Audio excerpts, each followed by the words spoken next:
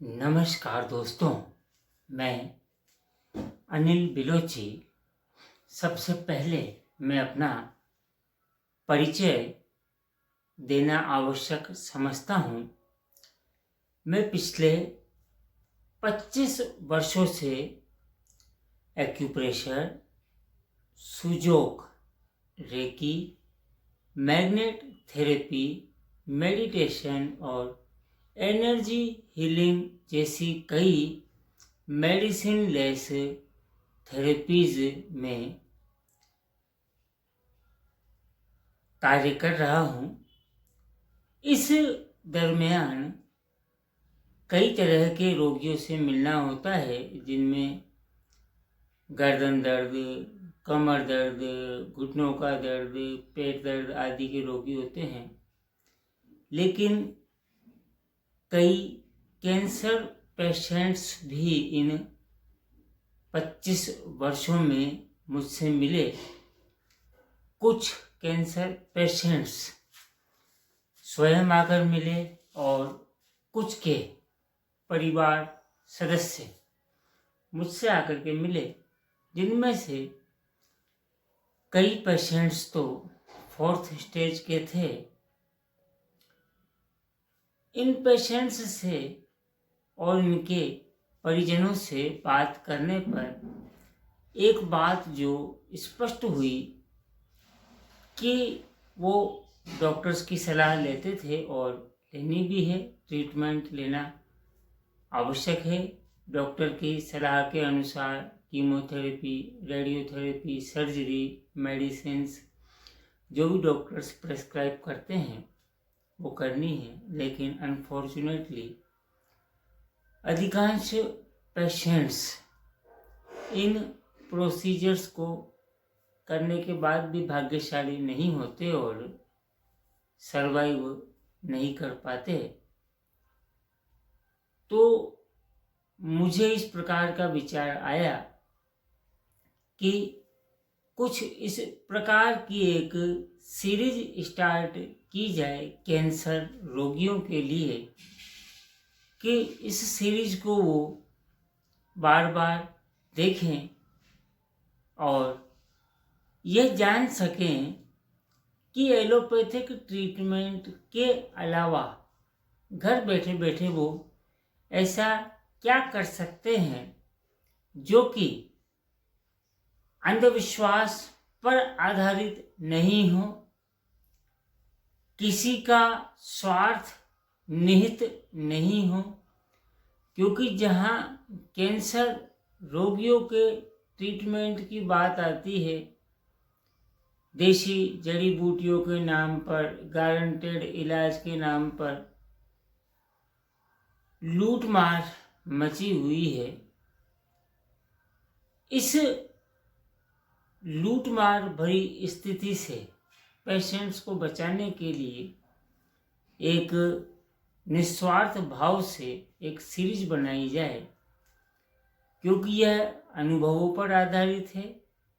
Plus अब तक जो मॉडर्न रिसर्च हुई है, जिनमें कई नोबल विनिंग प्राइज साइंसेज भी हैं, और जब मैं यूट्यूब पर सर्च करता हूँ तो इस प्रकार का कंटेंट मुझे तो अब तक नहीं दिखा है। उसका एक कारण यह भी है कि इसमें किसी का प्रॉफिट नहीं है। तो चलिए आज की सीरीज की शुरुआत करते हैं कि जिस दिन पेशेंट को यह पता पड़ जाए या पेशेंट के परिवार के सदस्यों को यह पता पड़ जाए कि कैंसर डायग्नोज हो चुका है, कैंसर है, फिर चाहे वो कैंसर गले का हो, महिलाओं के केस में स्तन का यानी कि ब्रेस्ट कैंसर हो, कैंसर यूट्रस में हो, बच्चेदानी में हो, ब्लड कैंसर हो, सभी केसेज में सबसे पहले तो मन में यह विश्वास रखना है कि यह कोई लाइलाज असाध्य बीमारी नहीं है, बल्कि इसे रिवर्स किया जा सकता है। क्योर शब्द की तुलना में रिवर्स को मैं ज़्यादा सूटेबल समझता हूँ, क्योंकि शरीर की स्वाभाविक अवस्था स्वस्थ रहना है। तो जिन आहार विहार पर और जिन उपायों पर चर्चा करेंगे, उनसे यह विश्वास सबसे पहले मन में लाना है कि यह ऐसी कोई बीमारी नहीं है कि अब हो गई तो टिकट कट गया। कई लोग कहते हैं कैंसर का मतलब कैंसिल, ऐसा कुछ भी नहीं है। मन के जीते जीत है और मन के हारे हार। जहाँ कैंसर पेशेंट ने और उसके परिवार के सदस्यों ने मन में यह पॉजिटिव थिंकिंग बना ली, सकारात्मक सोच कर ली कि कोई बात नहीं, होना था हो गया। लेकिन इस बीमारी को रिवर्स करना संभव है, वहीं 50% काम डन हो जाता है, आत्मविश्वास बढ़ जाता है।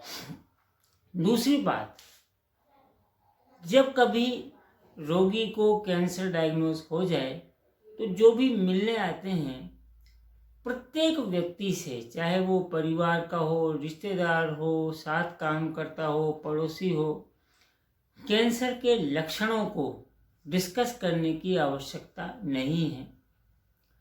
कैंसर के लक्षणों को जब आप डिस्कस करेंगे, आपको क्या क्या तकलीफें हैं, वो आप केवल डॉक्टर से डिस्कस करें या किसी काउंसलर से काउंसलिंग ले रहे हैं उनसे डिस्कस करें। अन्य लोगों से डिस्कस करने पर अनावश्यक एक नेगेटिव विचारधारा का क्रम चलता रहता है, टूटता नहीं है।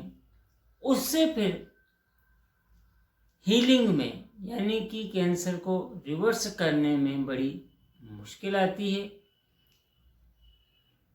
तो पहली बात तो ये हो गई कि जब भी लक्षण डिस्कस करने हैं किसी डॉक्टर से, वैद्य से या काउंसलर से डिस्कस करने हैं, हर किसी व्यक्ति के सामने अपनी समस्याओं का पिटारा लेकर के नहीं बैठ जाना है और मन में यह सकारात्मक भाव रखना है कि बीमारी चाहे कैंसर हो, चाहे कोई सी भी हो, अगर हो सकती है तो रिवर्स भी हो सकती है।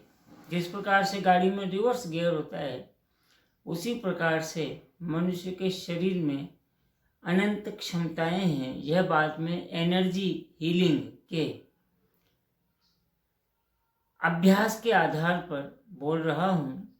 इनमें से सब बातें अनुभवों पर आधारित है, इसीलिए आप विश्वास कर सकते हैं। अब शुरुआत आती है कि खान पान में क्या क्या बदलाव आने चाहिए कि रोगी की रिकवरी फास्ट हो। तो अब तक जो ढर्रा चल रहा था, जिसमें अपने नॉर्थ इंडिया में सबसे ज़्यादा प्रचलित है रोटियां। नाश्ते में 2 रोटी, लंच में 4 रोटी, डिनर में 4 रोटी। तो सबसे पहले तो आप कैंसर के रोगी का गेहूं बिल्कुल बंद कर दीजिए। गेहूं रोग को बढ़ाने का काम करेगा और जब आप गेहूं को बंद करेंगे, गेहूं, चावल, जो भी अनाज है उन्हें आप बंद करेंगे, तो आप पाएंगे कि जो भी जांचें डॉक्टर के द्वारा करवाई जाती है, उन जांचों में एक अच्छा सुधार देखने को मिलेगा। अब आप पूछ सकते हैं कि जब रोटी नहीं खाएं तो आखिर खाया क्या जाए? तो इसमें मैं आपको 2 ऑप्शन देता हूँ। पहला ऑप्शन बेस्ट है और दूसरा ऑप्शन गुड है। बेस्ट ऑप्शन यह है कि जो पका हुआ भोजन है, यानी कि कुक्ड फूड है, यदि कैंसर पेशेंट छोड़ सके, मात्र 6 महीने से लेकर के 1 साल के लिए और उसकी एवज में खाना क्या है? जितनी भी तरह के फल उपलब्ध हैं वो फल खाए जा सकते हैं, सब्जियां खाई जा सकती है, भूखा रहने की आवश्यकता नहीं है। साबुत दालों को अंकुरित करके खाया जा सकता है, ड्राई फ्रूट्स खाए जा सकते हैं।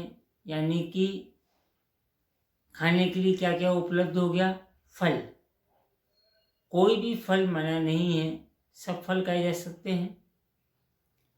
सब्जियां, जो सब्जियां कच्ची खाई जा सकती हैं जैसे गाजर, ककड़ी, टमाटर, चुकंदर, गोभी, पत्ता गोभी, प्याज, पालक, लौकी आदि, इन्हें खाया जा सकता है। ड्राई फ्रूट्स खाए जा सकते हैं, दालों को अंकुरित करके खा सकते हैं। अब आता है बेस्ट के बाद ऑप्शन नंबर 2, जिसे मैंने कहा था गुड ऑप्शन, कि अगर रोगी की विल पावर इतनी स्ट्रांग नहीं है कि वो बरसों की आदत को छोड़ सके, तो एक समय पके हुए खाने पर रहे, लेकिन उस पके हुए खाने में भी गेहूं, चावल आदि की मात्रा नहीं हो, बल्कि 7 प्रकार के मिलेट्स आते हैं। डॉक्टर खादर वली का वीडियो आप देख सकते हैं। और कुछ मिलेट्स तो सहज उपलब्ध होते हैं, जैसे सावा, भगर भी कहते हैं, जिसे व्रत में खाया जाता है। उसकी खिचड़ी बना करके पेशेंट को खिलाई जा सकती है। उस सावा की खिचड़ी में जो सब्जियां आप डालना चाहें वो डाल सकते हैं। इसके अलावा जो 7 प्रकार के मिलेट्स हैं उनका उपयोग कर सकते हैं। आहार विहार में जब आप फलों का इस्तेमाल करेंगे तो फलों में लाइव एंजाइम्स होते हैं। वो लाइव एंजाइम्स डाइजेशन को इम्प्रूव करते हैं। अब आप जो भोजन दे रहे हैं वो कैंसर कोशिकाओं को नहीं दे रहे हैं। अगर गेहूं, चावल आदि का भोजन देते हैं तो वो रोगी को कम मिलता है और उससे कैंसर की कोशिकाएं फलती, फूलती, बढ़ती हैं। अगर कैंसर की कोशिकाओं पर प्रहार करना है, अटैक करना है, तो दी बेस्ट वे जो नंबर 1 था कि कुक्ड फूड को स्ट्रिक्टली बंद कर दें। अदरवाइज एक टाइम कुक्ड फूड लें जिसमें भी गेहूं, चावल इत्यादि न हो, बल्कि सांवा हो, कुट्टू हो, रागी है। इस तरह के 7 मिलेट्स हैं जो आप गूगल पर सर्च कर सकते हैं। यूट्यूब पर डॉक्टर खादिर वली के वीडियो देख सकते हैं। उन मिलेट्स को किस प्रकार से बनाया जाता है इसकी रेसिपीज यूट्यूब पर उपलब्ध है। तो कैंसर रोगियों की मार्गदर्शन के लिए जो सीरीज में बना रहा हूँ, उस सीरीज का पहला पार्ट सभी कैंसर रोगियों को सादर सप्रेम समर्पित है। इसी प्रकार की सीरीज के पार्ट्स आते रहेंगे। धन्यवाद। Thank you.